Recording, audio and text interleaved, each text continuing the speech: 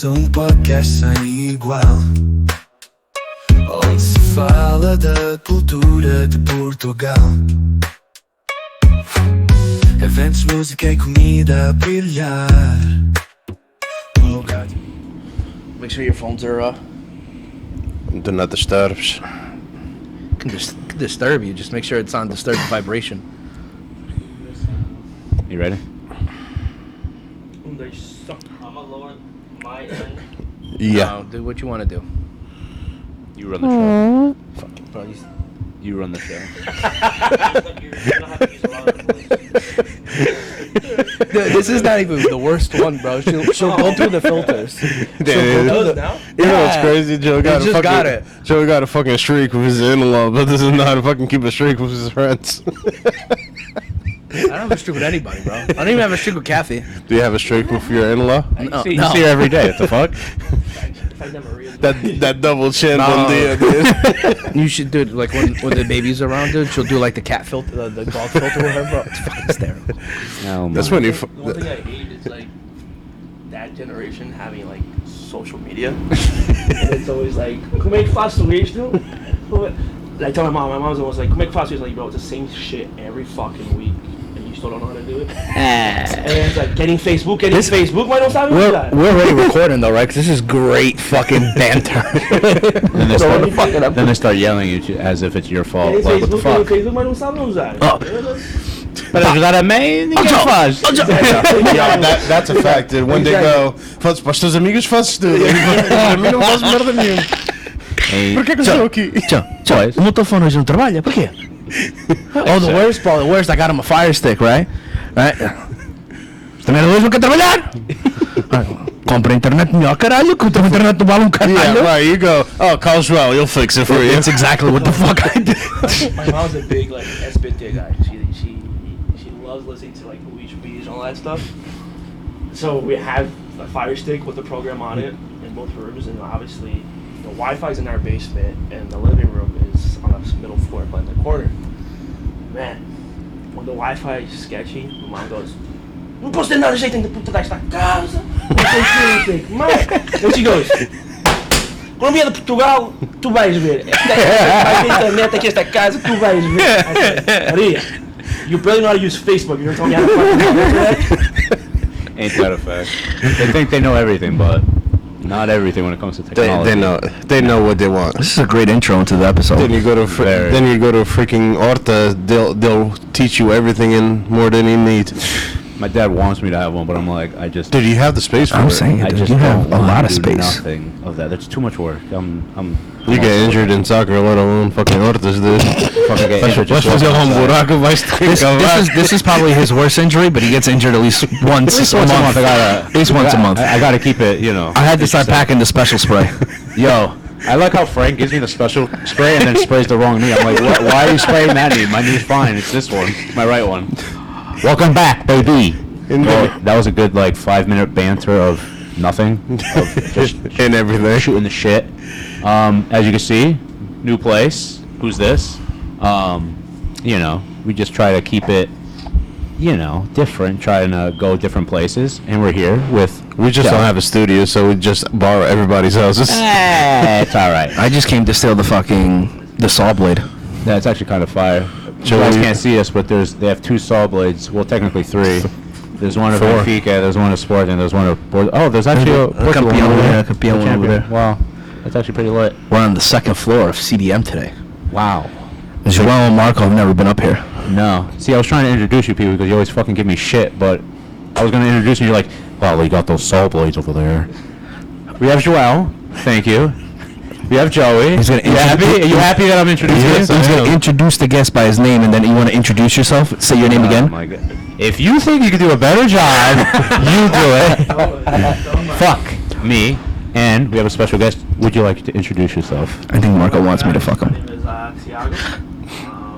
Tiago, well, because we've had too many Tiagos already. For my full government. I want the full Portuguese name, not the government. Social And Security. social security number. That's not even that long, bro. I was waiting for like 6 names. Fun fact. I was supposed to be named Ricardo. Thank God you weren't. Ricardo Afonso. My birthday falls on the dia de Santiago. And my mom's older sister calls her. And he goes, Maria, tem algum jeito de chamar teu filho Ricardo no dia que eu nasci no dia do Santiago? And she, Mama, what do you want me to do? He goes, olha, chama Tiago, caralho. Damn, so your parents didn't even fucking name you. Well, neither did mine. When mine was a fucking Brazilian singer, and they go, o nome dele vai ser João Marcelo. And here I am. So, your parents gonna name you something else? Aníbal. Well, they were gonna name me Aníbal, and then my mom was like, "Esquece, vai pra escola e vou foder las ventas que tem nome de mulher, caralho." It was your grandfather's name, no? Yeah, it was my grandfather's name. Fuck, this And if I ever have a son, it'll be my son's name. Yeah, he's totally gonna get bullied in middle school. The bully is not acceptable You nowadays. say who? Alright. You say the Coming R from this word. guy. Chris, pass me the bottle, please. Pass me the bottle. Bottle. There's gonna be a first. Well, not a first because we've always had bottles on the podcast, but it's gonna be a long time since we've done this. Had it. And if you guys haven't seen it, it's Mia. Shout out to Paul, even though I bought it, but shout out to Paul. And you just saw maybe Chris. I don't know if he got caught in the camera, but Oh wow, he's being straight bartender. Dá-me o guardanapo, mas não me dá o copo. And he's cleaning, huh? wow, espetáculo. Das extremoças. Chris giving a 5-star CDM. Oh, I was welcome. Molhaste-me o guardanapo. I think it's the best I've ever got served, this CDM. Relax. God. Nah, damn. thank you, CD. I don't eat her often, but I'm pretty sure they serve pretty well. Nah, I can't complain. I actually want to thank Casa de Minha for allowing us to record here as well. While Joey's doing this, you just introduced your name, but you were quite in a lot of stuff, curriculars actually. So you're the president or vice president of the Alliance. You also are in the Rancho. Do you do anything else? Besides that, it's really most of my time is pretty much taken up by the Alliance and Rancho itself. Coach at the high school level as well at Eastside. Okay. So I coached That's there. where you went to school, no? I went to school there. Boys and girls? Boys. I can't stand. It's an honest question. I can't stand girls soccer. Nothing against them. It's just it's different. It's So, something I don't want to deal with. I actually saw when you went to Portugal, right? I'm pretty sure I saw you. You went to Portugal. You went to the sporting academy. How was that experience? Kind of like, firsthand. Well, before that, ching ching, Chris, come on. Nossa. Cheers. I'm too far. There you go. Ching ching. See, puertas. To Paul. That's nice. Real good. Oh, that is smooth. Shit. Was not expecting that. Oh, they're working up here. So yeah, what was that like? Going there and kind of seeing that firsthand. Honestly, it was a very unexpected experience in a way where we here think that soccer in Portugal is a certain way, but once you actually go into the academy itself, Yeah. you see. Fucking idiot. I was giving them this. Do we have to restart? No, you're good. see that shit. Last now I hear myself. We're not cutting this out. We're not editing this out at all. It's going straight on This like is quality. Listen, I'm a guest. This is how I was looking at the mic. I assumed everything was set up by the time I sat down. Isto é top, how the Portuguese people say. But yeah, isto é fixe. That was just the one issue. Mãe, ainda estamos a ligar o microfone. Tô habituado a pessoas dizer coisas pra mim.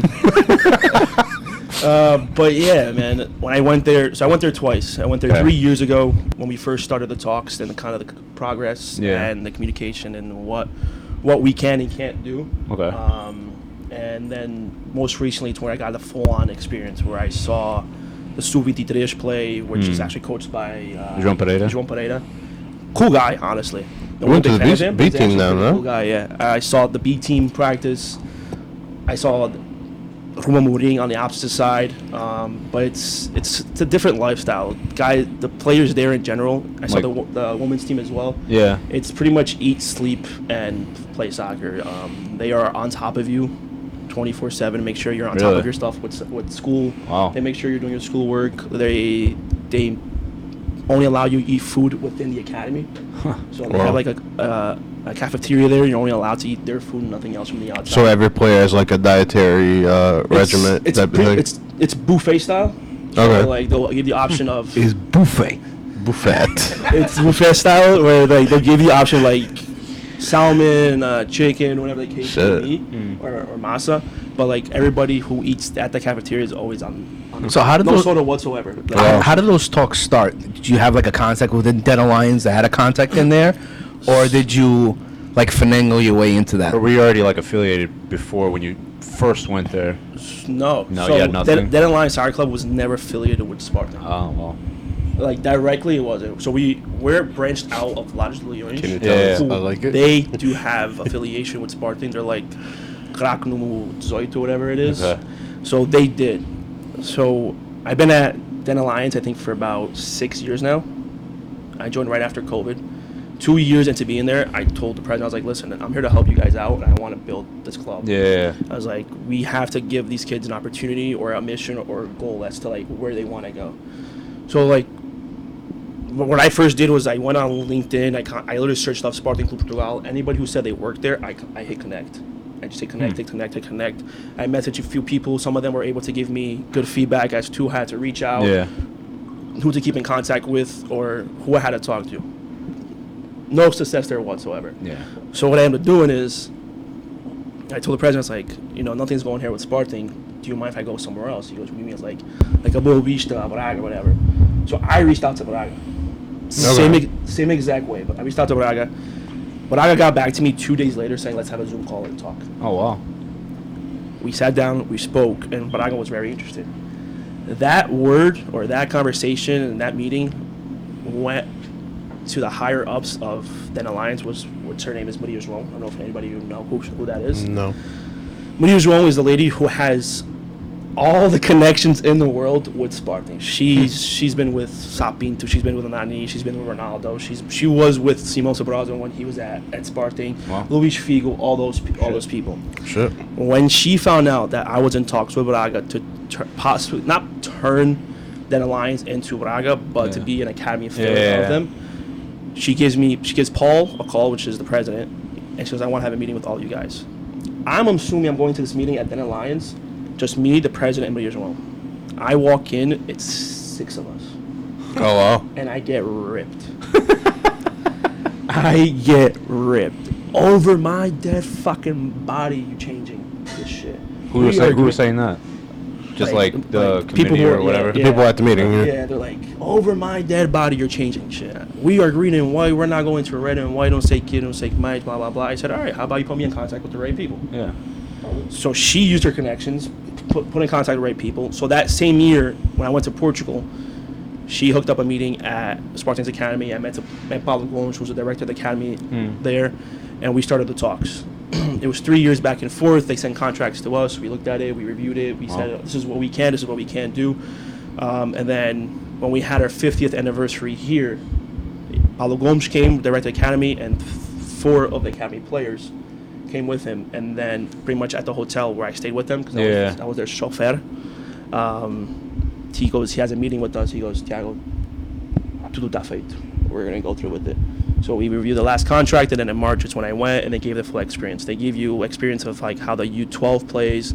I looked into the background of like how their B team system plays, their juveniles and their escolinhas outside of the academy. I spoke with like the women's side of the program and everything. It was unbelievable. It's a lot different compared, I can only imagine, to like a Red Bull Academy or a Chicago Fire Academy or whatever.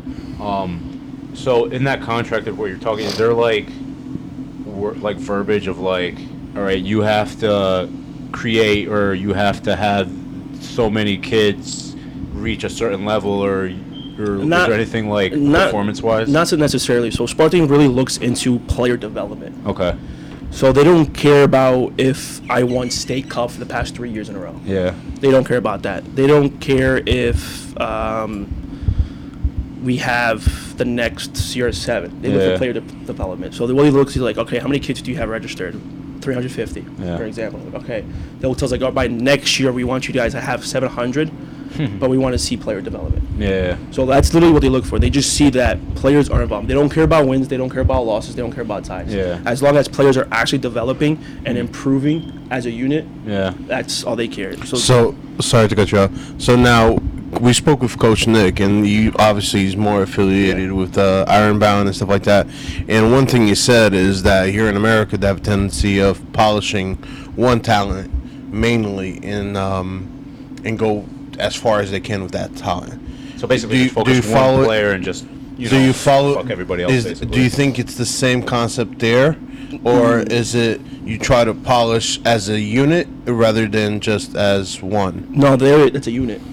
It's 100% a unit. So what they do there, so they have their little escolinhas, right? So like you go up to Minho, they'll have a club there, and then but that club is affiliated with Spartan. So they'll have coaches go there, train them, but like on weekends they play for their local club, right? Wow. So while those Spartan coaches are there and they find a player that's interested or that they think it's talent, they'll bring them over to Spartan and have them train and see whether they could be actually Spartan material or not. But what they typically Antonio Silva was one of them for Benfica. He was Exactly. playing somewhere else, but it was an affiliation of Yeah, but Benfica, and then he went to Seychelles. Yeah, that's the whole thing. But like as much as Spartan Benfica, that's exactly how it is. But what they do is that I'm not sure if a coach has a team for 3 years or 2 years. So every 2 years, the team in general has a brand new coach. Oh wow. Yeah. So like, let's say it's Joey has a team starting at U13. He'll stay with them U13, U14. I get them U15, U16. You'll get them U17, U18.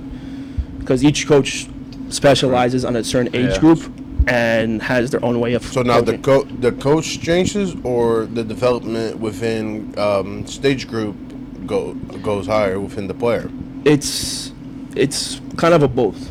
So the process of it's pretty much. How do I explain? So like I'll use the guys who came here. There was this kid named Rodrigo and João. They were U17 if I'm not mistaken. They just signed a professional contract with Spartan, an actual contract with them. So they're going to U18. That's pretty much considered Right, pro, professional. right? Wow. So, but majority of their entire team that's moving up next year pretty much already signed a professional contract. Now, a club can come in and be like, you know what, Rodrigo, I really like you. I want you to sign with me. They could go somewhere else. But their goal is to start them at the academy, which I think their academy starts at U13, if I'm not mistaken. U13, and they go all the way up until sub-18, sub-19. From there, you go to sub-23 or equipa B or equipa principal, né? If they don't, their goal is to obviously get as much academy players into equipa A. Because Spartan, that's why they're so good at what they do and why they're one of the best academies in the world, just because they literally focus on player development itself and who has the potential to go into Team A. And they tell us like there's players who have that opportunity and have the chance to go into Equipa A. There's others who just stay in Equipa B or Sub-23 or go somewhere else and to see if they can find their light. But it's ridiculous. Like at Benfica, I know at Benfica they have their Seychelles area where only Benfica A plays there. At Spartan, you have your Sub-19, your Sub-23, your Equipa B, and your Equipa A, all in that academy area. The academy of Cristiano Ronaldo gone huge now. It's what? And they're expanding. Yeah, And they're that's expanding. crazy. That's fucking It's wild. crazy because like obviously Sporting Academy has been big and known for so many years, and then there was a epoca that you didn't hear about it. Correct. So all you heard was Ajax, Benfica, Barca. That's the main three, I'm assuming. That you'd only hear or you'd see development within players. Yeah. Because you got Yamal, you got freaking Garcias, everything. Now you see Sporting since the whole Varandas thing, like after Bruno Carvalho left and stuff like that. Within the incident, after that incident, os ratos foram todos para fora e like os bons ficaram. The development within players, you have Eduardo Quaresma, you have Braganças, you have Ignacio. Kenda. Kenda is a disgusting player. I think by the time he's now on the Sub-23, but he was on the U17s probably around the time you went. But this dude is disgusting. He's on the U16 playing for the national team destroying people left and right. I'm pretty sure he got called up for preseason as well this year. You wouldn't put past me because that dude is disgusting. But you have a lot of players, and Portugal is promising within developing these kids. That's why I wanted to ask you the question within just one. They do go. Sporting does go out to like Holland and like these other countries to recruit players into their academy. Yeah. That's really what they focus. Like one of the other players, his name was Mikas, and Eva. Eva was born in the Netherlands, from Baix Portuguese and everything. And while he's in the Netherlands, Sporting saw him play, brought him over to the academy. He's been part of the academy ever since.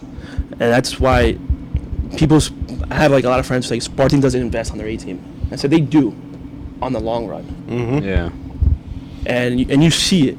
You see like Duarte Quaresma. You see these youngsters coming up and playing with passion, playing their heart out, because they know it's like if I show it at the young level, and once it's my chance comes to A team, I'll be set. Yeah.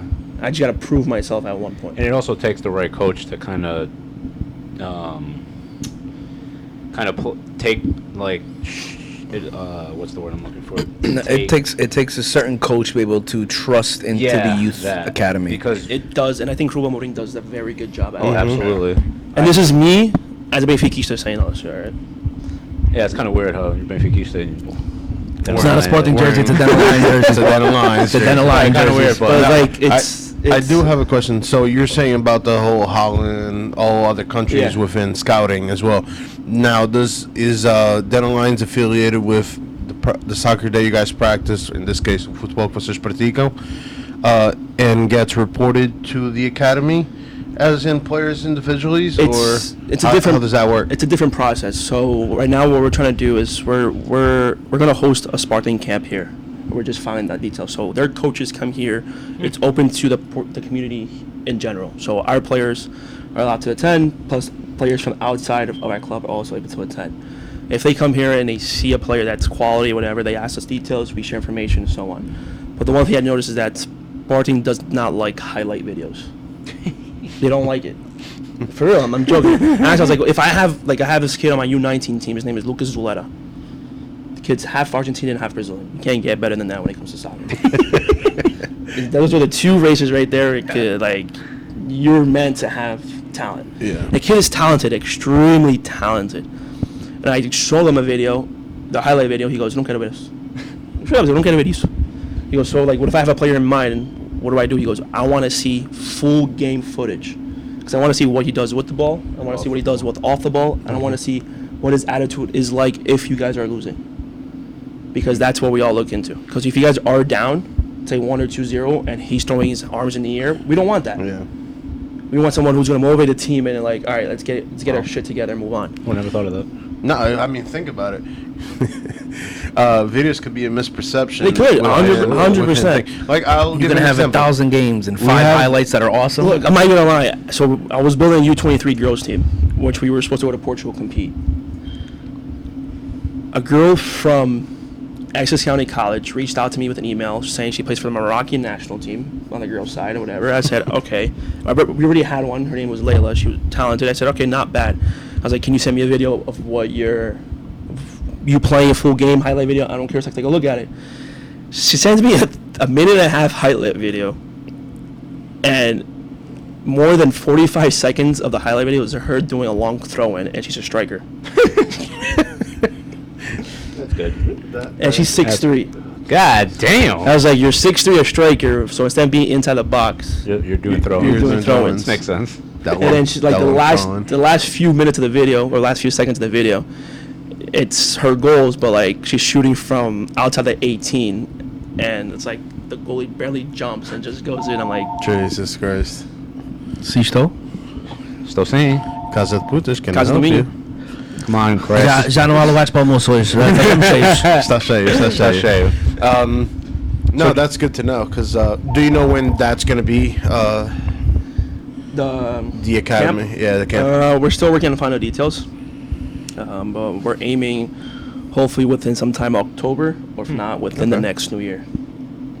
So they actually have like coaches from there come over and just kind of see, who's. They'll not really see who's worth it, but they'll come here and giving you like the Spartan experience. Oh, it's almost like a seminar type. It's a camp. Gotcha. So like they'll come here, they'll give you the Spartan experience of what's like being coached by one of theirs and so on. And the same thing like What's the ages? we're starting at 7 years old, and we're gonna go up to possibly 14. Not bad. So now in this case, there's Spartan camp, and now there's also Benfica as well, right? Here, Yeah. they're used to, but I don't think they officially ever Wine's good. officially ever kind of developed. Like I watched you guys the podcast with Nick. I know he was the one behind it, and Miguel, if I'm not mistaken, of developing the whole Benfica camp. And never, the one thing that as Benfica I don't like about Benfica is that when you're trying to grow Benfica's brand, Benfica looks for money. Oh yeah, hard. That's what Benfica is known, that brand. They look for money. So like, Dude, I say it time and time again. I don't know the official story. So like when Benfica was here, or when Nick and Miguel were here, and they were trying to build the Benfica Academy, I think it was Luis Fabio that came here that time as well, and they weren't even wearing the jerseys. They were wearing a plain red jersey. It just had the Benfica logo. And I think Luis Fabio just said, you get to pay sheesh in order to use that logo. Wow. LOL. That's Wow. trash. Straight up. That's fucking trash. I don't know how much it was, but from what I was told from others who were involved or been part of Benfica and were trying to grow it as well, they said, yeah, Luis Fabio literally just came and said, you have to pay sheesh in order for that, and we want royalties on top. And you're already representing the brand and Exactly. everything, and you're still. Now, would they be licensed to organize it? Is that In what way? so? Like, because obviously Benfica technically would sponsor it in the Benfica camp, because you Correct. can't just use their name out Correct. of nowhere. So why are they still subcharging you more for even wearing the crests on your chest? Because You know what I mean? they're going to take it as a copyright. So as I'm sure we all know, we have those Hispanic leagues that they buy Barca uniforms, and they call themselves FC Barca Patterson, whatever they call Right. it is. Yeah. If Barcelona was actually to look into it, it's They could- copyright. Yeah. Yeah. Right? They could really go after. They could them. really go after them because like you're using our They logo. probably should too, because Barcelona got no money. So they're using their logo, their brand, like their name per se. Even though you put FC Barca Patterson or Yeah. whatever it's called. You can clearly But, see like, that. it's Benfica, Barca. it's more like okay, you are using our logo. Dude, it's crazy because I'm obviously everybody knows I'm a Sportingista, but I watch it from a sports view of it. Benfica himself could make any money they want. They're definitely the richest club in Portugal, without a doubt in mind.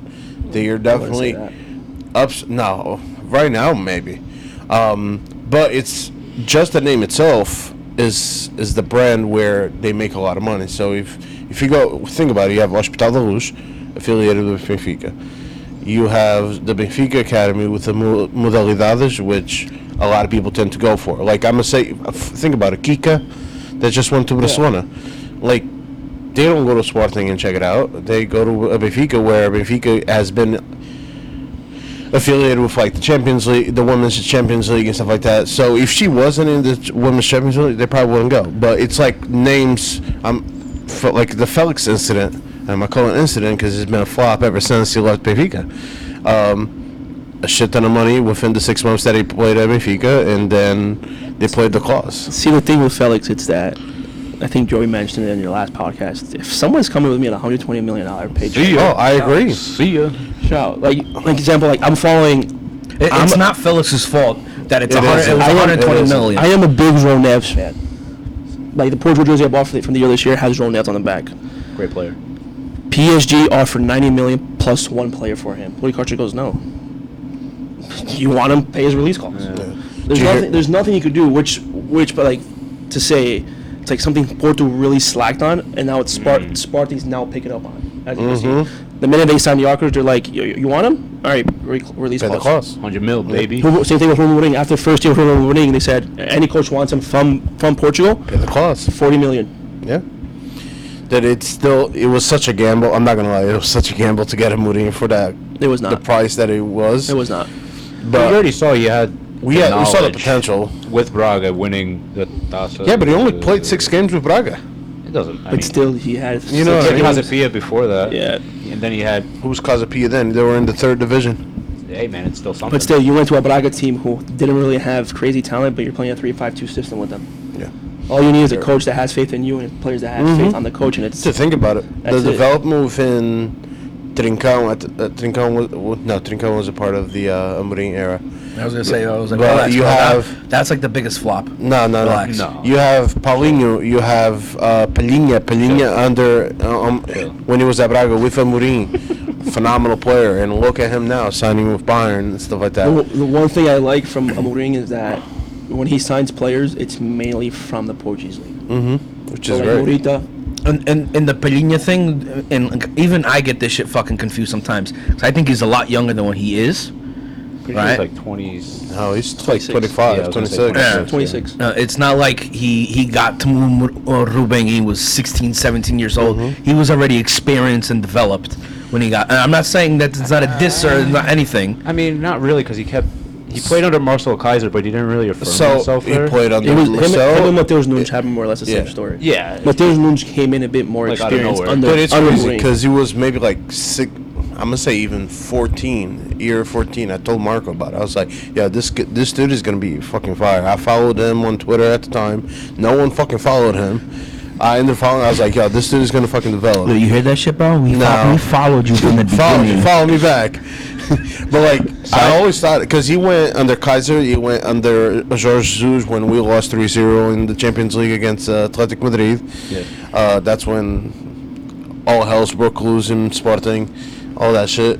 But like, he's always been a good player. It's just it took him a while to develop, and once he got under Mourinho, I think he exploded. Yeah, I think Like, he just got the confidence from the coach of like, all right, Yeah, you're restarting. That's what it This is. what your main role That's is. really what like- you need. If you have a coach who shows you confidence, and I see it now, even coaching like U19s or whatever, you have to give the players the confidence. You show them, even if they play for 5 minutes or 10 minutes. Yeah. And they need the confidence. So like Pelinha, for example, when I saw him play at Spartan, I was like, yo, this guy's a dog. That Rodrigo kid that came over here was it Rodrigo Ribeiro. Yeah. Oh wow, he's Yeah. actually getting loaned out again. He's gonna get on that. So Yeah, he's at yeah, nothing no, against no, Forest. No. 'Cause he- Cabrito. Okay, never mind. Yeah, Rodrigo Ribeiro was actually loaned out last year to Nottingham Forest. Didn't play Nottingham. much. to toot Wooding's horn a little bit, right? Name me a player in the last 3 or 4 years that Rubin's been there that hasn't succeeded expectations of yours. That hasn't. Fatal. Gonçalo Esteves. And Gonçalo well, he came from Esteves. Porto. Gonçalo so kinda- Esteves is a bum, though. I'm talking. I think it's his Calma. his attitude I'm is only, shitty. I'm only supporting him because the guy's my neighbor in Portugal. He lives up the street from me. So I pass by his dad's estadio every morning and be like, yo, like, tá aí alguém? No, but I'm stuck on that. The thing is, he was such a promising kid with good development, and he slacked. It was simply as that. He ended up slacking, and then he got loaned out and this and that. He thought, because he was such a promising kid at Porto, and then the beginning of the stage at Sporting, and then he just I know a player that did Vinagre. well. Ruben Vinag. Yeah. Fuck that guy. He's a kid, Nazinho. He got loaned out to Bruges. Oh, he Nazinho, played yeah. under Amorim a couple, like I think the first Not that year many he played games. But there. here's the thing, Sporting is very good at loaning out players and having them come back and see if they fit the system. Benfica sucks at that. Bragança like, was one. I had high hopes for Henrique Araújo. Guy just got loaned out again. Yeah, No, to he he was got at- sold. I think he got. No, it was Oh, was it What was it? Yeah. Watford Aroca. last Yeah. year, no? He went to last Aroca. year, no, last year wasn't it your town, Shops? No, he went to Pretty sure he went to England. That's gonna bother me. Just look it up. I think check, it was fact check. Watford. Yes. Yeah, it was Watford. I'm almost sure. But he played a couple games, but same outcome. Yeah, no, you were absolutely right. I think within Benfica even... Actually, the only one that I could see that was somewhat promising was the one that went to Studio last year and played with Matheus Fernandes. in the midfield. Paul Bernardo. Yeah, it was West. No, Paul Bernardo went to No, Celtic. Paul Bernardo is Who? Paul Bernardo went to Celtic. He went to Celtic. Yeah, that's what it was. What's his name? He went to where? You said Estoril? Studio. I forgot what it was. The winger? Maybe winger or left back. One of the two. It's not the left back. I think it's the winger. Well, it doesn't matter. But no, but like Sporting does that. Only thing like, and then there's the players that could only play in Portugal as well. So you have Tiago Tomás cannot play outside of the league. You have Adrian Silva that couldn't play outside of the league. I mean, he did decent when he was at Leicester. No, When they won, yeah. Who, Adrian? he wasn't. He wasn't there when they won. Are you sure? I'm positive. No, bro. They won in 15-16. Adrian, when Leicester won the ding, Adrian Silva was still at fucking Sporting, bro. Mm-hmm. Was he? I Yeah. could have sworn he left by then. No, they. Adrian Silva was starting for fucking Portugal in the Euro final when they won fucking. Yeah, 'cause, when Leicester won. He got sold 16-17. Leicester won 15-16. And then the following year was Chelsea. Another guy from Mark was right there. Who were there? Yeah. And now he's free transferred, I believe. No, he's actually free right now. All right, so now we could go a little bit. Actually, I got one more question. Yeah. Talking about the players, kind of want to focus on you with the I have a question coaching. after Was this. there? Oh, you want to add? No, you go first because mine's about coaching, but it's Okay. out of this. Now, did you go there, obviously to make relations with them or whatever? But did you go there for coaching advice, or did you go there Yeah, to kind so of learn there as well? while I was there, I was able to sit down and kind of see their U16 boys. Okay. And I was on the bleacher. I just kind of observed and see how they transition from one session to the next. So Sporting is very, especially when it comes to player development, they're very on top. It's how does the coach transition? What is the purpose of this drill? And how do they interact with players? I saw more hands-on when I went to Canada in June to their Toronto Academy, because they also celebrated their 13th anniversary. And the guy I worked directly with from Sporting showed up. Guy's a clown. He's actually very, very professional when he needs to be, but guy's a clown. And I just found out he's actually Paulita's son. Nice. So we were looking at it, and Good call, it is. we walked around, we watched the sessions, and he goes, okay, tell me what you see here. And okay, what is the coach doing? Is the coach just staying there? Is he only focusing on one player? Is he only focusing on one group? Yeah. Or does he have strong players together, then weaker players together? How is he Yeah. doing it? So they really looked into detail of your body language and everything that not once did I see a coach at Sporting in their academy with their hands in their pocket. Not once. And they would stop every five minutes to tell not during the session, but Yeah. the coach would stop every 5 minutes, tell the players, okay, I'm gonna give you instruction for the first 15, but I'm gonna let you play for half an hour and see if you guys are able to fix it. Because they tell us in the game I can't go on and play for you Yeah. and tell you what to do. Kinda Because have to I'm only able to give instruction to one player and rely on that one player to go get ahead it to and make sure everybody. everybody else knows. So it was interesting the way they do it. Sporting has massive enough fields where they have one field that's a full field plus a half.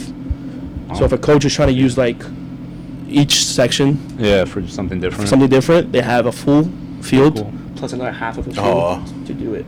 And that's what they do. I went to the session. There was a session just for the goalies. Then you had one setup of a session here of a drill, another setup, and then they move forward, and then it all came back. And you see how each session kind of transitions into one, and then they go into what they need to focus on that weekend. Wow, Sure. that's cool. So, my question, right? Because from people who don't know this, you came up through the Ironbound system, I did. right? So, your coach, one of your coaches at least during the Ironbound system, is definitely a fucking nicer person, I think, now, ever since he became a grandfather. Oh, 100%. Right? 100%. I just want to get a little background into this, because obviously, I'm part of that family now.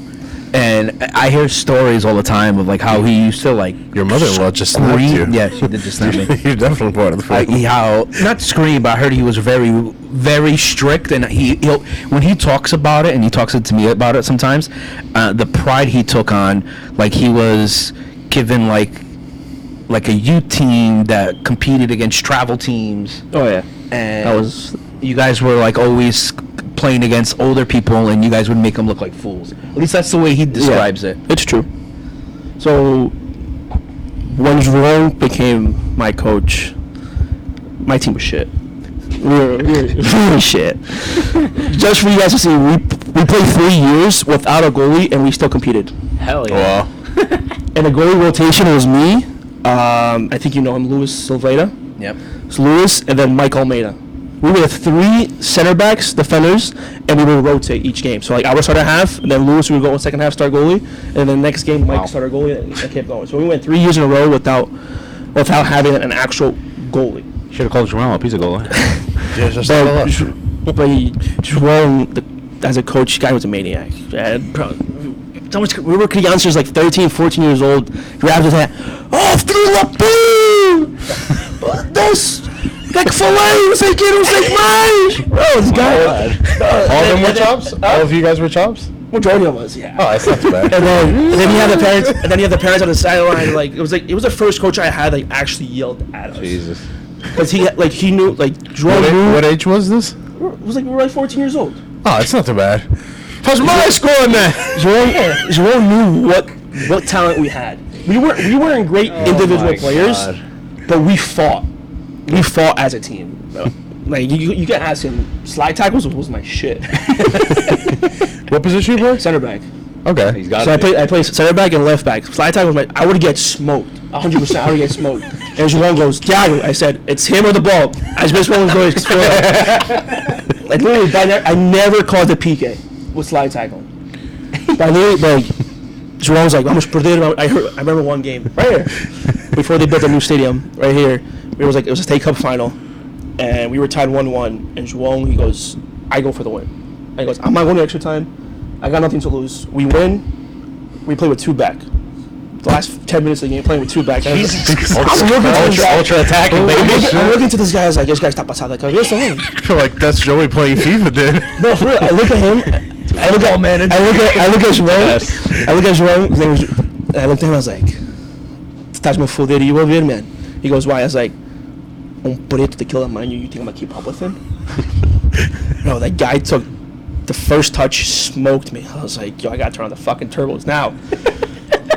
We actually had a goalie at the time. I told my goalie, stay, don't come out. I come in. I don't know how I managed. Lucky for me, it was on a rainy day. So that turf on a rainy day, like you go. I fucking launched from behind. I somehow cut the corner, and I'm able to touch the ball with my toe. Boom, clean tackle. I grab the ball, quick throw in, and we go and attack. We end up losing in PKs, but he goes, I got nothing to lose. He goes, vamos com dois. I said, I put my ass up front because I played striker when I was like 6 years old. I still know how to do it. He goes, nah, tu ficas aí. And I was like, all right. This dude was trying to be Sebastian Collage over here. I wish we had now we have video cameras where we record the whole game and all that stuff. Like on the sideline, he would throw his hat and he go, "Feel the balloon!" Bro, veins coming out. There was one point where at work he cut himself. Yeah. He cut his mouth, his chin. Yeah. So he had stitches. And that same weekend, we were competing. That just comes out. we were competing for a final spot to go to Florida. So we were semifinals, and then to the final, then go to Florida for the national.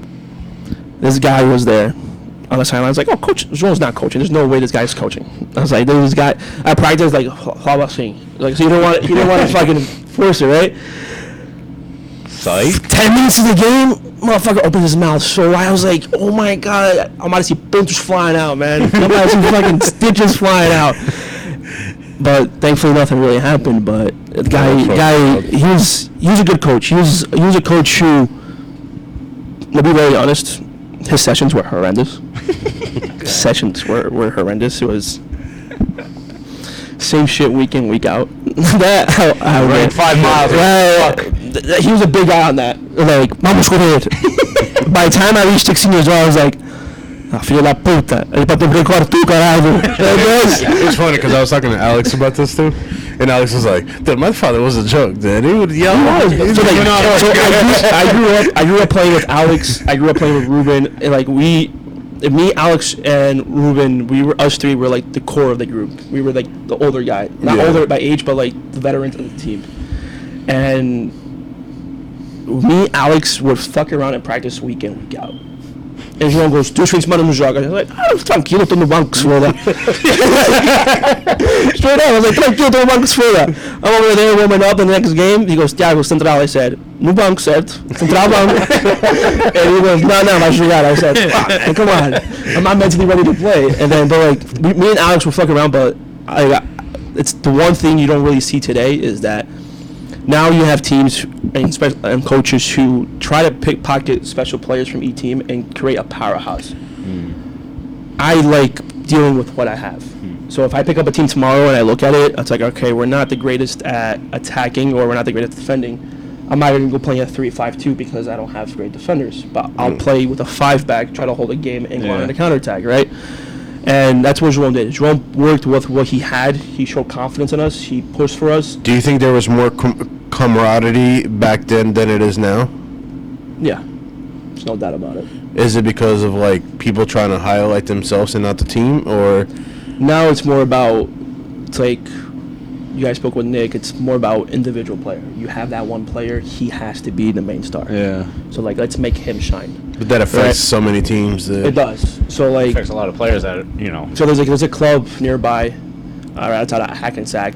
They do select teams. They'll go to these tournaments with the best players within the program, smack teams like 7-8, 8-0. And then they'll pick up the best teams from the teams they played against and just have them be part of their system.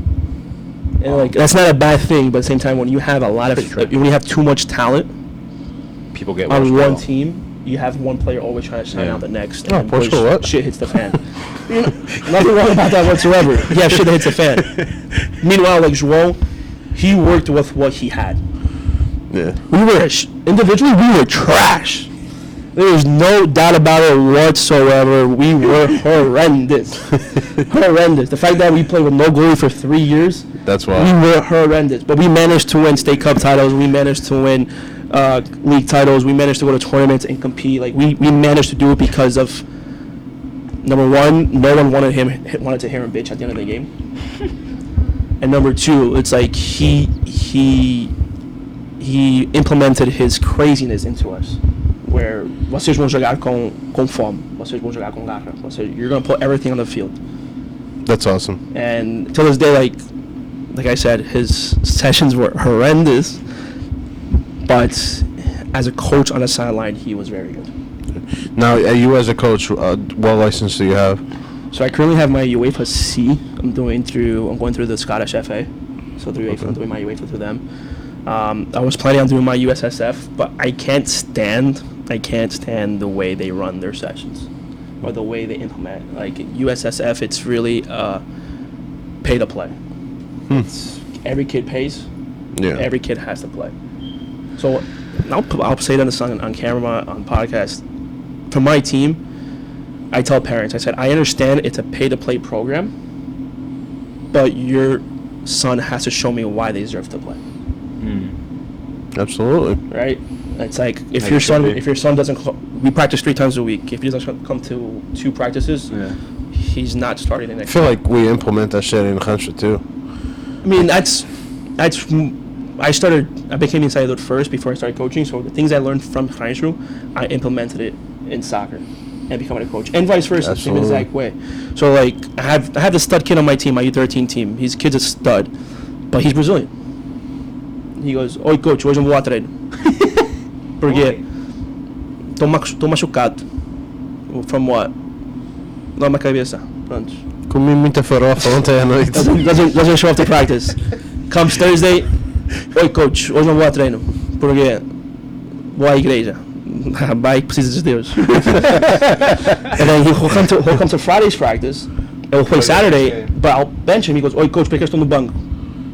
Porque foste à igreja. Só tenho 2 vezes. Then one day on the sideline, he goes, he said the whole first half on the bench. At halftime, he calls me, he's like, Coach, por que é que eu não joguei? Porque não usaste muito na igreja no outro dia para jogar mais. I'm like that. Like, me as a coach, I am very sarcastic. Right? And you guys who know me for longer know I'm sarcastic. And I have people who come up to me and is like, bro, you're a dick. I'm like, no, I'm sarcastic. It's who I am. I don't sarcastic comments left and right. It's how I am. Yeah. It's who I am.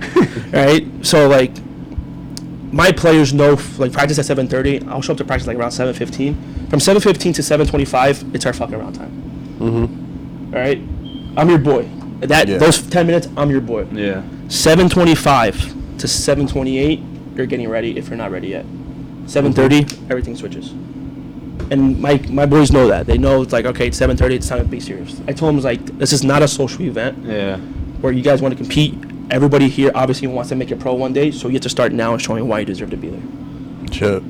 And Yeah. then, so thankfully, I implement that. I was able to build 2 teams now under U13. Nice. One definitely a very high competitive team, and one like kids who are just kind of getting into Yeah. travel soccer and are working on it.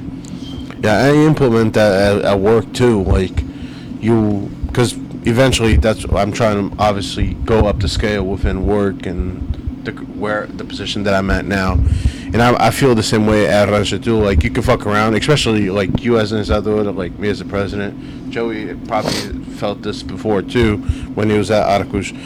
You could fuck around. There's a time and a place. There's a time and a place. There's a time to be amigo. There's a time to be a president do rancho or ensaiador. Because there's a level of respect on when you're at that time and when you're a friend. Because as a friend, and people that know how to distinct the two, they'll be set. They'll be fine. Well, I had one guy, right? I'm not gonna say names because I actually really like Say him. names. Right? No shame, no shame. I remember when we were doing, like, when me and Los were in charge, right? I'm like, bro, Don't get angry this like, time. it's half hour, bro. It's half hour, 45 minutes. Like, just give us a little bit of fucking attention. Half hour, 45 minutes. We're out the fucking door. We're out of here. Aqui não é tropa. Eu não estou na tropa. Right? Pois, nós saímos. Eu fiquei como tocador. E ele ficou de diretor do Rancho. O que é que fiz eu? Agora é brincadeira, caralho. Isto é trauma. Agora é brincadeira. Ele uma vez perguntou-me para me calar um bocadinho. Ele disse, meu amigo, isto não é tropa. Isto não é tropa. Você não gostou, agora vais comê-las. No, it's people don't understand, and then people only see our side is when they get to that position, and then when they have to deal with it. You know, It's not easy being ensaiador. You can ask Chris, since Chris Renado's here. He's one of my members. fuck Chris. I am. You can ask him. I don't think I'm serious at all. Like, we'd be like, yo, line up, and like, especially Mushkis. It takes like 15 minutes to get the go. And like, especially the girls, especially the girls. I was like, if you know you're coming to Casamigno and you're going to dance, why not come dressed with a shirt you're already going to dance with, and then you change after? Right? Because that's going to smudge the makeup, dude. Huh? It's going to smudge the makeup. Okay, but they're already dancing com diferentes é que tu faz. These is elas. Right? But no. Hello? As moças chegam... It's one of the girls calling. As moças chegam... Põe-se lá na... Passam as Marias lá da terra a conversar e o caralho. Like, you guys don't talk to each other every day. And then I was like, alright, let's go line up. It's like passo every fucking 30 seconds. It's like this... Parecem formigas, um lá para o outro. And then I'm like, alright. It came to one point where I literally was like, alright, clearly all of you have to change your shirts. I grabbed all of them and I fucking threw them in the bathroom. I was like, go, change now. But it's like, I could say when I took over as ensaiador to Casamigno. How old were you, by the way, at the time? Yeah, that was 16. my question. God. Because you were definitely the youngest. Me and Joey spoke about it. Because we knew, obviously, that you were going to be an ensaiador. It was like, yeah, that's probably the youngest ensaiador right now at the time. Chris, what are you doing? You're calling the cops. Chris, just unplug the phone. Chris, that doesn't have snake on it, okay? It's not a Nokia. I was 16. So the story behind it was We were invited to go to Santoinho in Canada, which I think the Brazil is going now. Fun fest, I'm telling you that right now. At that time, Zé, who was ensaiador, once Tony Vito left, didn't have papers, so he couldn't go. And then it was either me or someone else. It felt like the battle of mandadores at that moment, because like it was week in, week out. Zé was just like, okay, hoje mandas tu e depois a próxima manda ele. I'm at Zé, I was like, I really don't want to mandar. Yeah. Like, I'm just here for the vibes. I'm here to dance, call it a day, whatever the case may be. But then he ended up deciding me to be the mandador for that saída. It was the first time I ever called in my life. I never called in Gaita night prior. I never called another hall that in Portugal. That season was the first time. So going to Santoinho festival like that and letting it be my first saída as the leader, Power move. I was shitting bricks. Nerve-wracking. We were walking in, and my partner at the time was Tiffany. I went up to Tiffany. I was like, "Thank God." Straight up like that. I was like, "Thank God." She goes, "Hold it in." I said, "If this shit stains on the dance floor, just don't ask me." But like I could have somehow everything went into place. Everything. I think Chris was there at the time. And it was fun. And then we came back, and people spoke highly of how I took charge, how things went smoothly. And you know how Portuguese men are, especially fresh off the boat from there, are very stubborn. They hear one person talking good about somebody else who's currently in the position. He got all mad. He got all mad. He started sliding away, whatever. And then I remember on this corridor right here, but it comes up to me, he goes, "Tu és o ensaiador a partir de agora." I was 16. I was like, "What?" Excuse me? I was like, "Tu és o ensaiador a partir de agora." I was like, "I don't want it." He goes, "Why?" I was like, "Things to say, John." I was like, "What am I Yeah. gonna do? It's not just leading." Did you feel like the older ones wouldn't take you serious? That was my biggest issue, because I was 16. Who am I to tell a 45-year-old guy who's been at Casimiro longer than I have? Tell Person me, you lied with. tell him it's like, "Oh, podes parar fazer isto," or "You have to do this." Yeah. Dude, I was 16. I didn't know anything about folklore. I know how to machine my pés, dance a verde, dance a vida shula, and call it a day. Chris, just take the batteries off, bro. Unplug the phone, caralho. Just call 911. And it was a hard transition. It was. So like at 16 years old, like I'm trying to think of at that time who was still in the group that was oldest. You had Brito, you had Carlos. I'm trying to think who else at the time was still in the group. that was pretty much it. Between those two guys, they were the oldest. Well, And then you have, Because everybody else you were already like your age, more or less. More or less, yeah. yeah, you guys always stayed in the same age span, more or less. No, around that time when you Around took that over. time. Because before And that, it that's- wasn't. And I know, and that's where I was going after, because that was the whole, because you were here when the whole transfer, I guess you want to call it. Transfer window. That transfer window. In soccer terms, that everybody like just picked up their shit and left, and then I was. you stayed. Well, how was I mean, that? number one, I had no option. But novel. Not really. It was different. I mean, I did start dancing. I have a lot of respect for the guy, for Tony Brito. The guy taught me what I know today. People could say what they want about him, but he's the best in the business. Then I Best- will. I mean, will what people always say have that. him against him outside personal terms. To this day, if I see Tony Brito like walking down St. Charles right now, I will literally go like this, psst, and you see him stop and turn around. He's like, "Sup with you, sit too." Yeah. So like, let's see that union. He was there, and I saw him from the fucking corner of my eye, and I was like, "Psst." I almost didn't recognize him. That's what it is. Stop down his hair. People say he has a feitiço, which everybody does. It is, but as an ensaiador, no one could touch him. I say that all until this time day, and time like, again. every time, he won't call me or anything. Like we'll talk, but like when we see each other, it's the amizade we had when I was younger. I had a lot of respect for the guy. When he ended up leaving and opened up Carlos Action, whatever the case may be, he did ask my mom for me to go with him. My mom goes, "Cash," he's just like, "I really don't care. It's Rancho. I'm not getting paid for this." But due to the fact that my primas were still part of Casimiro and all that stuff, Yeah, you have a whole family in here. I couldn't build a rancho with just family. And my mom was like, "No, you'll fica." And Tommy was like, "Okay." Yeah. But like at Union, when I saw him, he goes, "Tu estás fazendo trabalho do caralho em Casimiro. Like you're doing a very good job."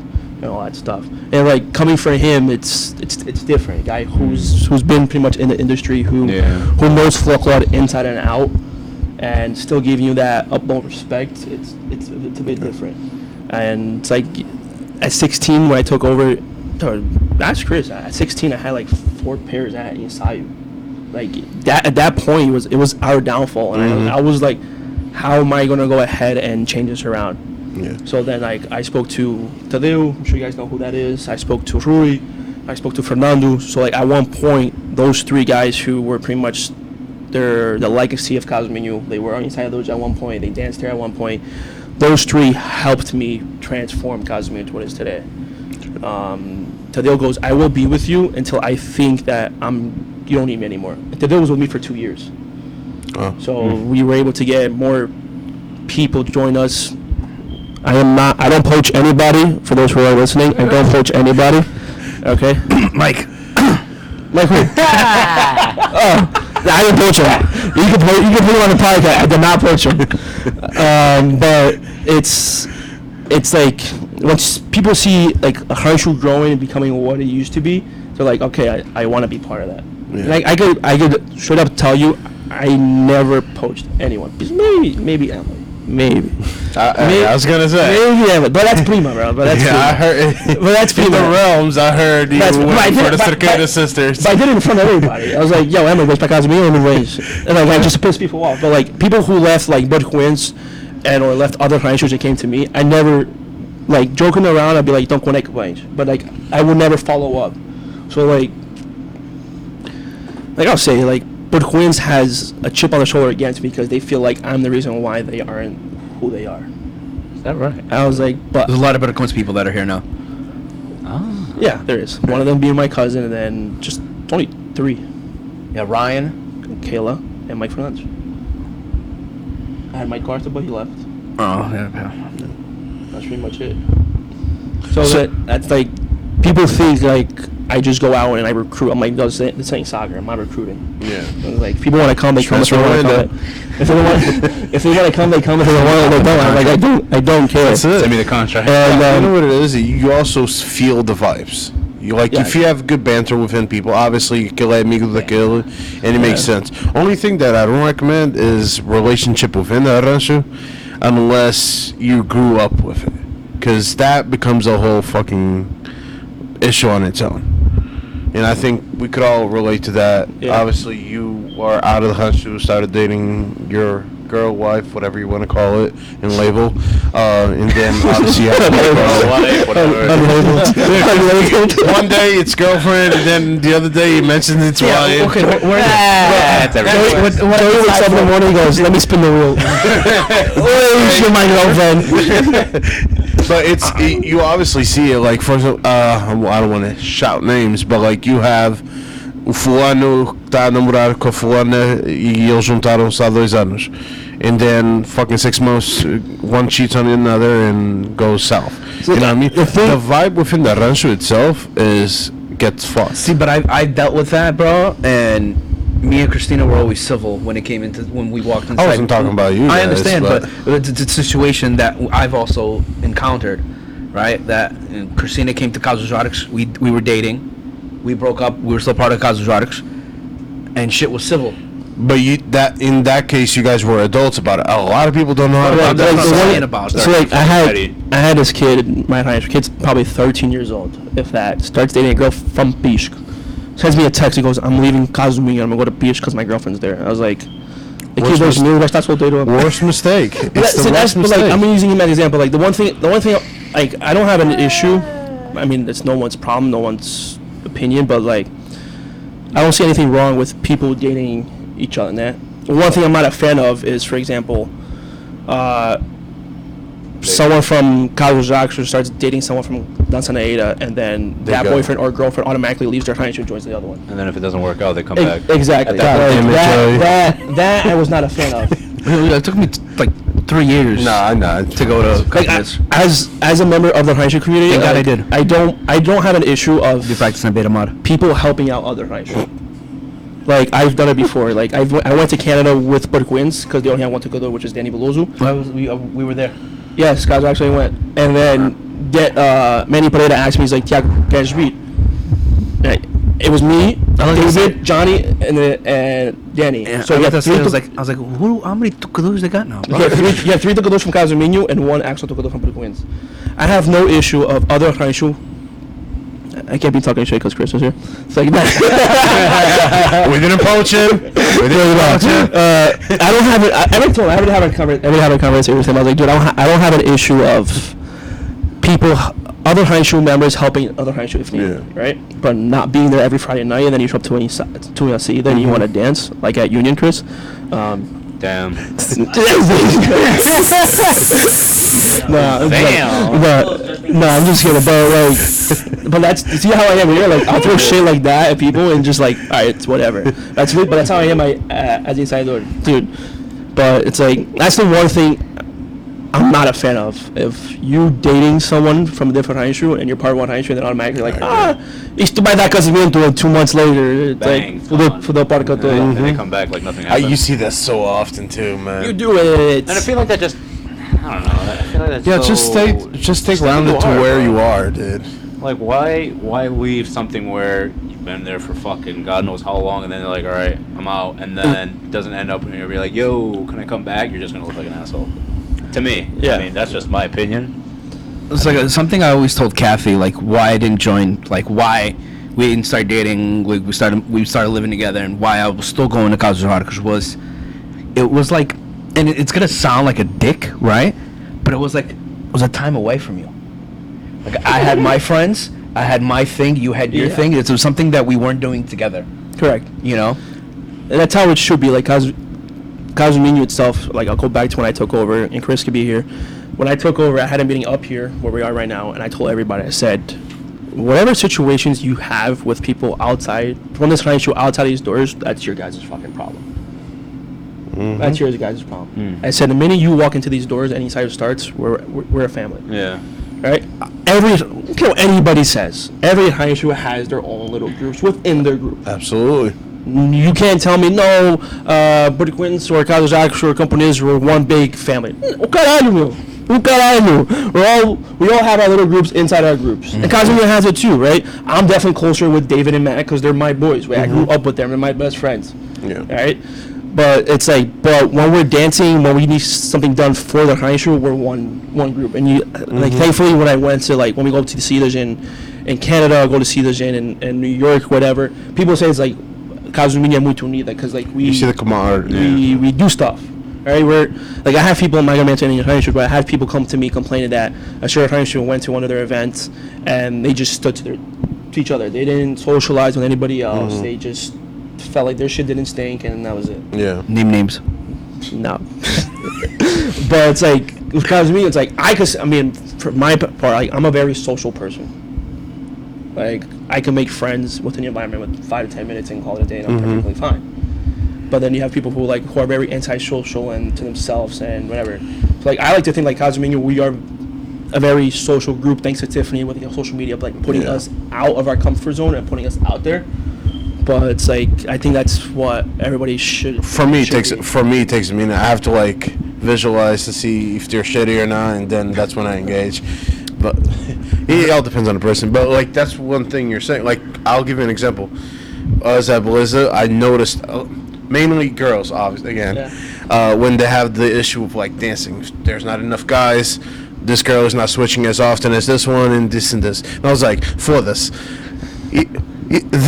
Batem umas nas outras and call it a day. Fucking hit each other, dude. Just fight, talk about it. I don't give a fuck what you do. Just solve this. If not, I'm gonna start doing a lineup. Simple as that. And that's the one thing I still run into today, where girls are like, I want to dance this song, I want to dance song. So what I do on Fridays now is, if I know I have a seat on Saturday, I'll tell them, like, I try to dance 6 songs.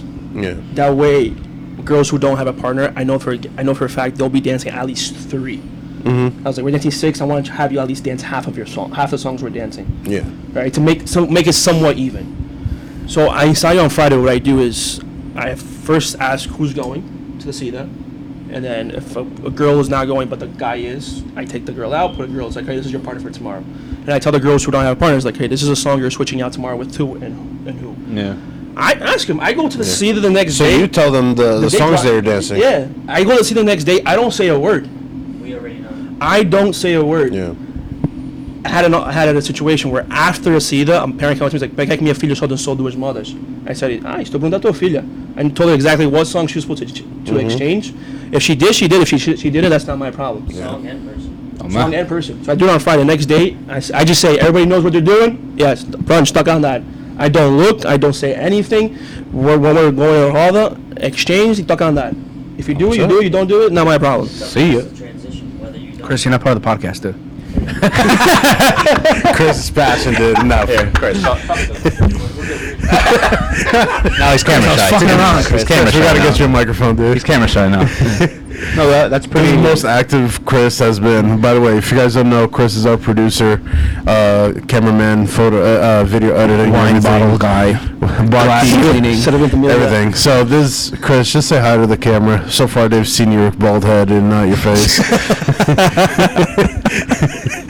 But So the trash change happened under you. Now was it your idea? It was not. No. I don't take credit for something I don't have control of. So the trash credit came from Lucy Bernardo. Lucy was in charge of our Rancho Infantil when I started, and she was here. She came up to me. She goes, "Tiago, we are Caso Minho. We represent Minho." I said, "Okay, what do you want me to do?" She goes, "We have to change our trash." Told her straight up. I said, "Lucy, I know nothing about trash. Clearly, you do. Do what you have to do. You have my support." that's it. And that's what started. And in the beginning, I'll be very honest, I was very about it. Respectable. I was like, I don't know how I feel about this, right? Because obviously change. I was used to the red, the blue. Tiff used to wear the green, and my sister was the only different one. She wears the one that P squares. And then as soon as the first transition was the girls. But the guys stay the same. I was like, okay, now we have to change the guys too. And then once I saw that guys transition and like their fatos ricos e o fatos pobres and o fato dos arcos, o fato dos Barcelos, whatever the case may be, I was like, okay, now I see it. You see the big picture. Yes, now I see it. And we look a lot better. So like for example, I have two fatos. I have fato rico, which is the one with the big ass hat, looks like an umbrella on my head. Mm-hmm. Then I have the fatos arcos, which is the one that with the little brunette, which I prefer wearing that one every day of the week, but it is what it is. Yeah. But it's, And that's one thing I said to Tiffany on the podcast that she was in, was when you think of Casa de Minho, you think of the trash. Correct. Obviously, you guys performing-wise, dances and stuff like that, very rich within the choreography and everything. But if you say first word that comes to your head when you mention Casa de Minho, trash automatically, which is great because you outstand within the others.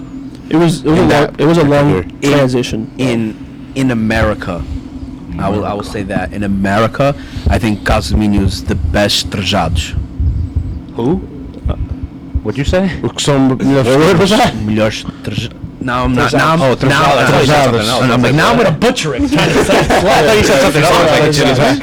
Yeah, but in America, I think you guys are the best, but the most authentic. Because we're just it's different. Like we can't be named Carlos Minho and just wear one fato. Yep. Right. Like I'll use Carlos Jacques. You can't have Carlos Jacques wearing a fato Viana, right? Because that makes zero sense whatsoever. In my head, Right. too. Joey, what was Bridgeport? We were Vienna. We're Vienna.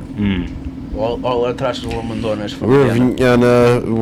We're also supposed to be representing Minho. We only had one Minhota, and then by the end of it all, we didn't have any Minhotas. But yeah, True story, It's but- it was definitely a change, and I had moms and grandmas be like, a minha filha ou a minha neta não vai usar esse fato. And I'm like, Just unplug it. Just unplug it, please. and I really looked at her and I was like, the black one. Come on. There you go. well done, Chris. It's a fucking. It's a wireless phone, bro. It's a cordless phone. Take the battery out, because of the rain. bro. The batteries are plug-in, bro. You sure? Ainda vai pedir essa Só. semana depois ninguém Chris, pode how old tomar. are you, bro? Do you have a cordless phone at home? No. Ele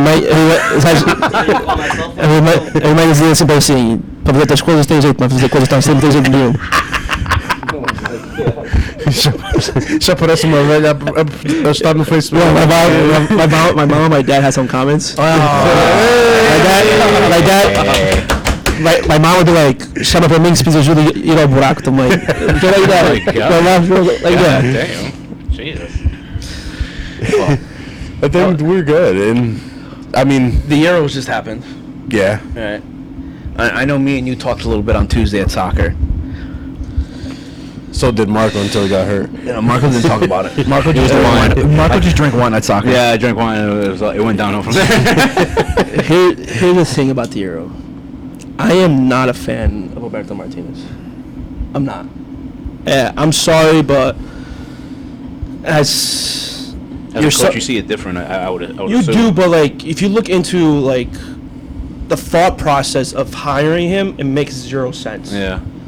So how are you gonna hire Martinez, who didn't win anything with Belgium's golden generation? I think the furthest he went was a semifinal or a final, whatever the case was. And then you bring him when you have a Felix, where you have a Leão, you have a Bruno, you have João Neves, you have a baller Vitinha, Pelinha, Ruben Dias, all these youngsters. Pretty much everybody's under the age of 30 besides Pep and Ronaldo. I think Bernardo Silva, if I'm not mistaken. Yeah, everybody's under 30. under 30. And then you have a tournament like that. Pretty embarrassing. Player of the tournament in this squad. Vitinha by far. Vitinha. Vitinha by For far. me, Second Pep. Miles. for me, it's between Vitinha. Pep, I know he's gonna have a good tournament because Pep is a guy you can always count on no matter what. Raça, muita raça. For me, it's definitely between Vitinha and Pelinha. Okay, so now, obviously we spoke about Portugal. What do you think of this tournament overall? Within like the new rules, within the players, what are surprises that you've caught on this tournament that you're like, wow, I wasn't expecting that. I think it was actually a very unperformed tournament. I was gonna say. I that agree. Too. I feel like nobody really stood out. Yeah, I kind of like try to compare it to like the 2016 when we won it. I try to compare it to the 2020 when Italy won it. Like those two tournaments were like it was exciting, right? You had games week in week out where like bangers were being made. Feisty games were going at it like head to head. This tournament for me was very unperformed. Like we had a very quiet Ronaldo, a very quiet Mbappe. Mm-hmm. We had who else underperformed? And a very quiet French team in itself. Very The quiet. whole French team. The French French team had one goal scored. Like those, Outside of the penalty box. I'll say No. We had an one open penalty play. and one goal open play, a penalty, and then like 4 own goals. Yep. That's how they got to where they got. out of all the teams in the tournament, Spain by far. Spain looks ridiculous. I don't think they play the most. I don't think Spain plays the most exciting soccer because they still play to their little reserve But very constructive. which what Martinez is trying to do with Portugal, which you can't because you have exciting players like a Leão on the wing. You have an exciting Vitinha in the midfield, which you can't play that kind of soccer. I mean, but Nico and Yamala look really good in the Spanish do. team. But like the team that I found very interesting playing was Germany. I was gonna say. Yeah, Like I enjoy. Musiala's disgusting. Musiala was fun to watch. Wits. Oh my God. Wits was fun to watch. I have boys who are Arsenal fans, so I talked hella shit about Kai Havertz to them. Garbage. But it's like, besides Spain, who they play a very per se, like they still play their tiki taka, but they very have their moments. constructive. They know when to do what they have to Dude, do. the pressing, I'm Yes. surprised about. So like, Martinez trying to do the same thing with Portugal, which you can't. You can't do it with Portugal. Who's the because- coach for Spain? I don't know. It's De you. La Fuente, whatever it is. I think he came up from their U18 or U19. He was Barcelona's coach years ago. I think he came up from Spain's No, that's U18. Luis U19. Enrique. Damn, he was fast. Luis De La Fuente. No, but he was Fast as he was fuck. Barcelona's coach too. Chris, who tell you right did now. he play before? It was just Spain, U23, U21. Yeah. And then he was He came up- assistant he came up coach. from Spain. So he was a Spain. The only club he coached was Deportivo Alves. Alves, yeah. He went through both of them, and the guy's doing a good job because it's like Who do you think Portugal is going to coach? Next coach? He's gonna stay. Yeah, I think he's staying I think so too. because it's only his first year, which for me makes zero sense because not for nothing, as much of a shit coach he was, Fernando Santos managed to win you 2 titles his first 2 years. And you're playing with an Adrian Silva, William Carvalho, Danilo Pereira midfield. Fuck yeah. And the Font in the back. In the back. But Fontos had a Like that's who you're playing with a set of Soares at right back. yeah, and Eliseo at left. Yeah, like you're winning Euro 2016 against probably one of the best French teams till today. Yeah. With the Pogba, with the Kante, with Hugo Lloris and goal, For sure. the case may be. For the French team's pretty much the same besides Mbappe and the 3 other youngsters. True. Yeah. I was surprised. I'm still surprised England made it to the final. And They always. If there's a will, there's a way. Oh, 2 great subs. Both subs were in that goal. See, that's the one thing. That's the one thing Martinez sucks on is subs. So does Southgate though. Correct, but here's the thing, Joe. Like we kind of spoke on Tuesday, when in group stage, right? You played Ronaldo all 3 games. The last game of group stage, you went with subs. You went with João Neves, you went with Danilo Pereira, you went with Tricão, Pedro Neto. I mean, not Tricão, Chico, Pedro Neto. You went with Dalot right. I don't even know who went left. And you played with it was a shit show. Nelson, it was Antonio, And then it was he plays- Ignacio. You played with the second team. You grabbed the name by the hat. and Yeah, fucking you went with the passed it second in team. Which for me, I was very disappointed because to have a bench that deep and you play like that, I don't know what to tell Not you. taking away the credit from Georgia because Georgia did pretty Correct. well. But then you go into knockout round. Your first sub off the bench is Diogo Jota. But you take out Rafael, who in a knockout stage was your best player, by far. And then you take out your second best player, which was Vitinha. Vitinha. And you put in Ruben Neves, or whoever it was. Oh yeah, it was Ruben Neves. Which, for me, I don't think he had a spot on this team. But that's... People want to argue with me. For me, Ruben Neves did not have a spot on this startup team. I don't think he has a spot in this team in general. Him and Danilo Pereira. I agree. Danilo, 100%.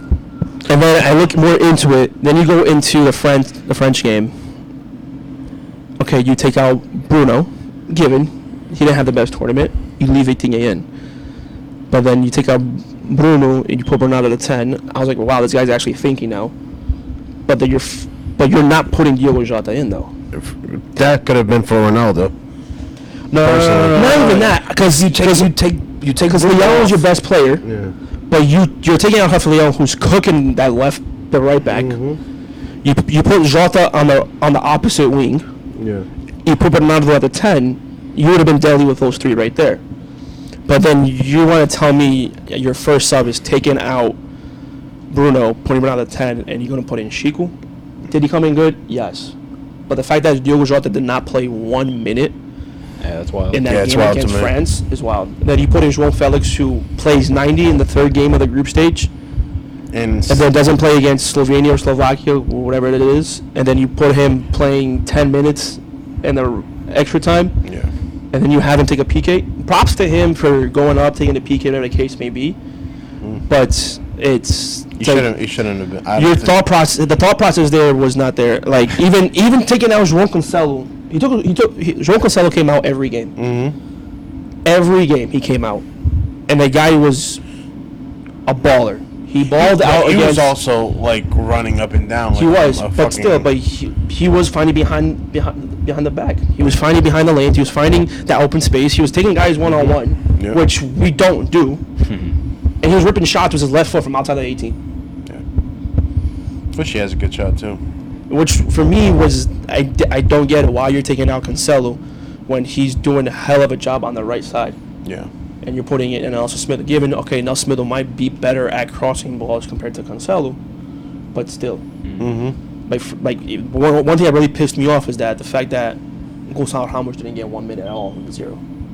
Or No, you that's got it. it You got against 5. Georgia. You got 5. Yeah. 5-10, something like that. You're 0-0. Me as a coach, I'm sure any coach you talk to, you're 0-0. Take the risk. Yeah. Go with 2 at the back, bro. Start screaming on the side. Take the risk. That's what call it. Go with the 2 up front, or even 3 up front.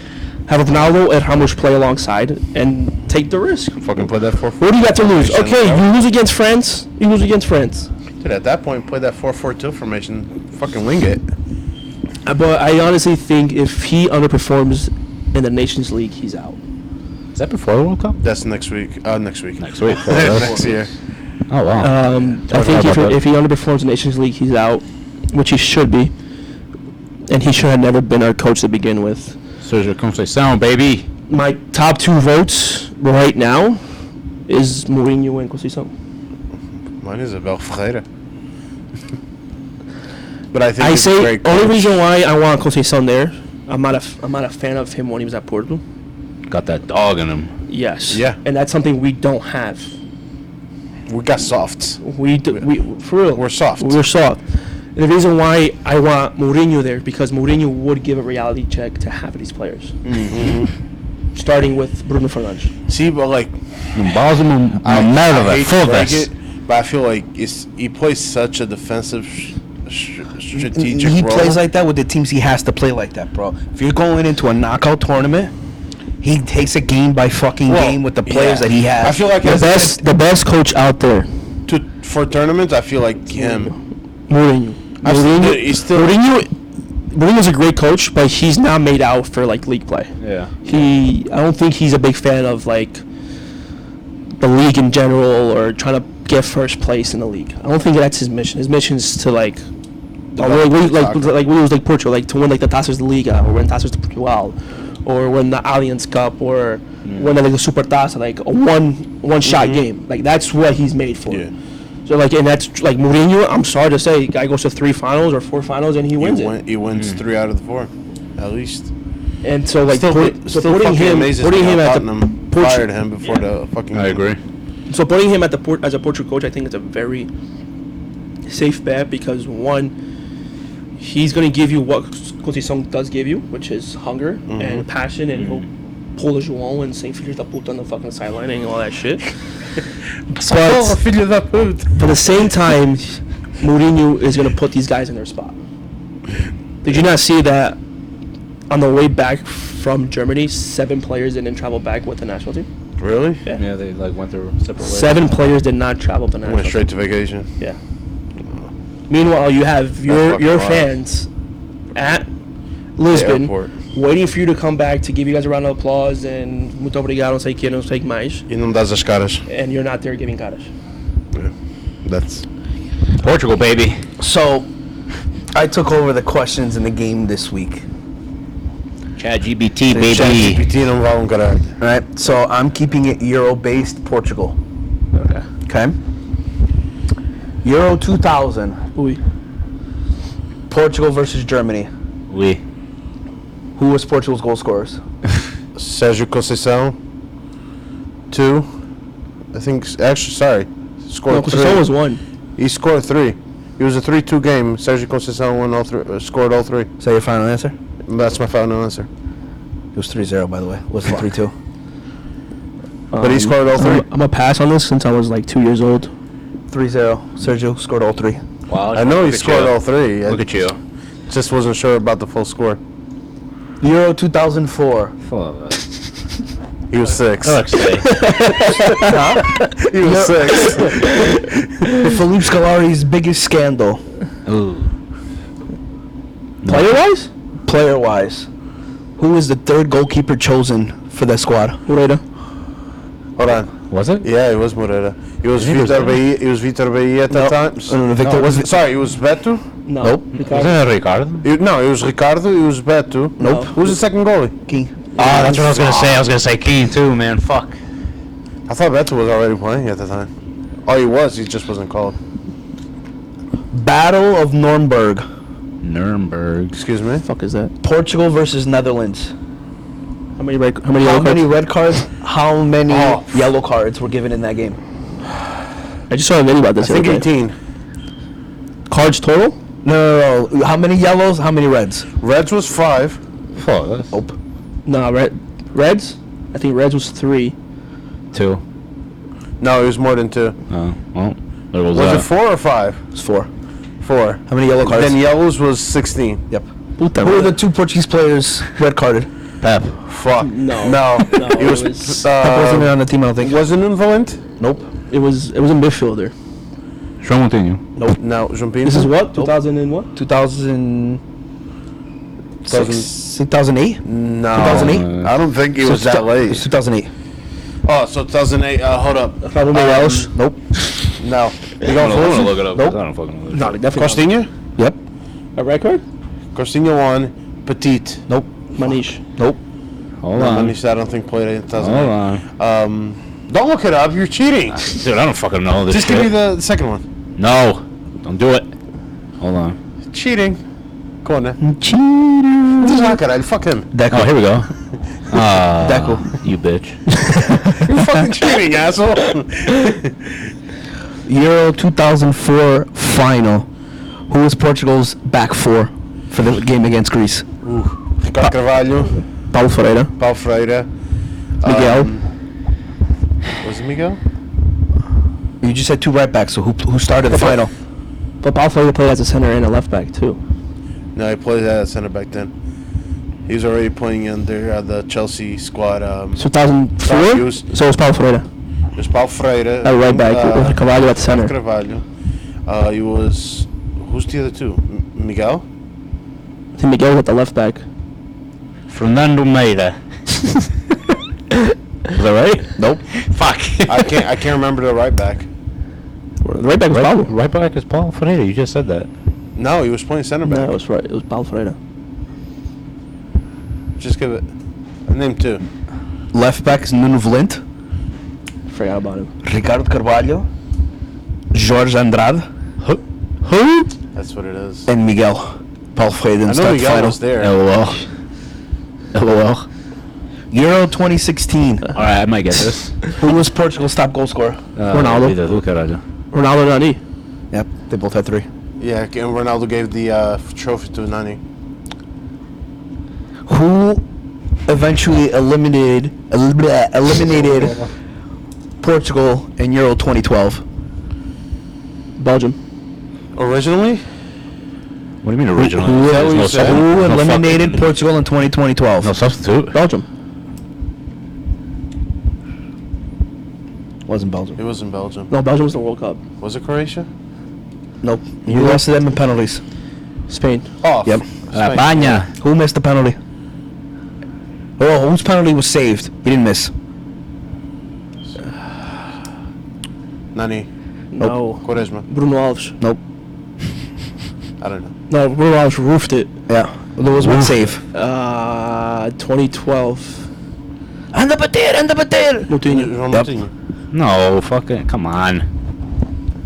This guy's, I'm asking questions. This guy's looking up answers. Sorry, wait, you probably that's trivia, That's not how this game works. I never took too much weight. Suck my cock. Can't even find it. weight. Can't even find it. Bem feita. I literally did that on the Do way you here guys today. have any announcements? Actually, do you want to plug yourself in? You see what's going on coming up for soccer, Ranch? Soccer-wise, we're just kind of focusing on the camp, just trying to see if we get that settled out there as soon as possible. You just got your anniversary picked up, the date? Yeah, it's October. It's October. Say it loud. I mean, look at the calendar. I'll tell you right now. It's normally like the weekend of Halloween. Yeah, but the last few years, it's been like the last weekend of October. October 19th.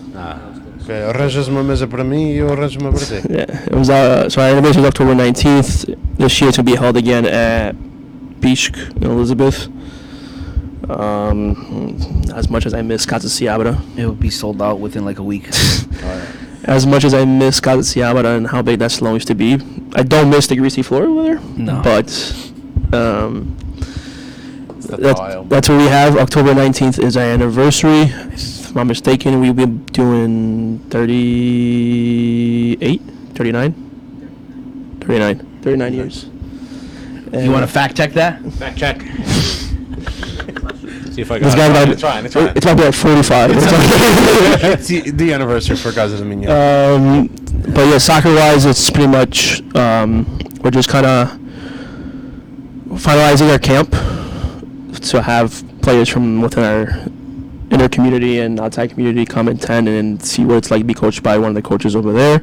But with me personally, I'm kind of starting working on getting my UEFA B license through the Scottish FA, and just kind of see where this whole Spartan gig and my contacts with people I have over there kind of takes me. How can parents sign their kids onto the Alliance? 37. Oh, yeah, that was bad. I said 38, 39. 37 this year. Provane. I'm always 2 years advanced. They can message me on Instagram. So on Instagram, I only have one account, which is my coach's account. It's Mr. Tiago Tiafonso. I don't know why I went with Mr., but it just sounded nicer. It sounded nicer. Like everybody's like coach. I'm like, I like Mr. And then in Portugal, it's Mr. So it's Mr. Tiafonso. But I'll try to match them based on the year born of their child, and I'll give them their contact of who the coach is. They contact the coach will tell them when they have practice, and they just come out for a training. There's a whole like sign-ups. Not really. We at the Alliance, we don't really want to do sign-ups. We want a kid to come out, kind of see how they. Obviously, at a young age, it's a bit harder because every kid's young. But we got to see what kind of talent they have. Obviously, the first 10 minutes is pretty hard to judge a kid, but once they kind of get into it, get comfortable, you're able to see what they have. So we want to see who they link up with right away based on their team. Or because what I try to implement at the Alliance is no matter who's there, you always, my players, for example, if I show up late, if I'm there early, you come up to me and say hi. Yeah. Just shake hand, fist pump, whatever it is. For example, in Spartan, we went to one of their practices. A girl 6 years old comes up to me, Nice. but it's everybody. They don't know who it is. Everybody, and that's what we're trying here. So I had a few kids come out to my tryouts already, and my whole team was like, "Hey, how are you?" Introduce themselves, build friendships. So you try to see who they try to get comfortable with right away, and then kind of see what they can and can't do, what they have, how they're gonna help you, how they're not gonna help you, and if there's room for improvement. Sweet. Marco, you got anything going on? No. Knee surgery. Surgery. MRI coming soon. I'm out. No, Jelly? I got You'll put it out there. Tuesdays EVLV. Yeah, take us out, please. Tuesdays EVLV 7 No. 9. Come see Paulo score a bicycle kick from half field. Bro, I was nuts, bro. He flicked it in half volley, bro. I was I was one defending him, bro. what the fuck is this guy doing? He's the most shit talker too. God, bro.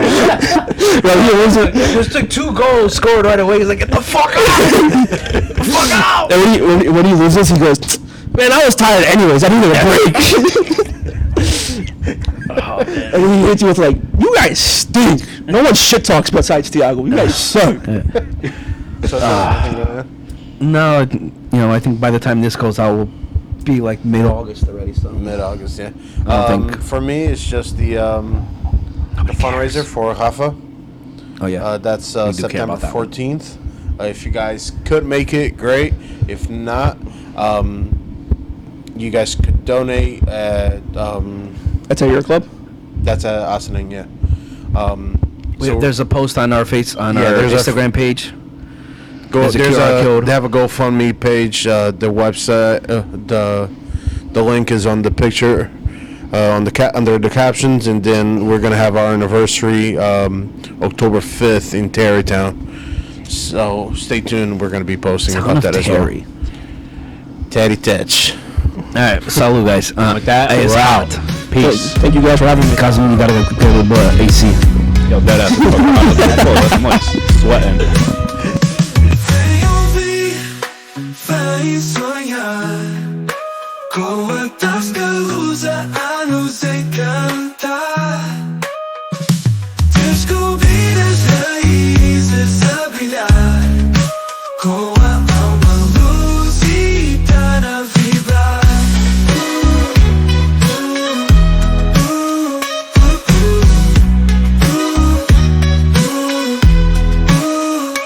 Vem ouvir, vai sonhar com a TascaLusa a nos encantar.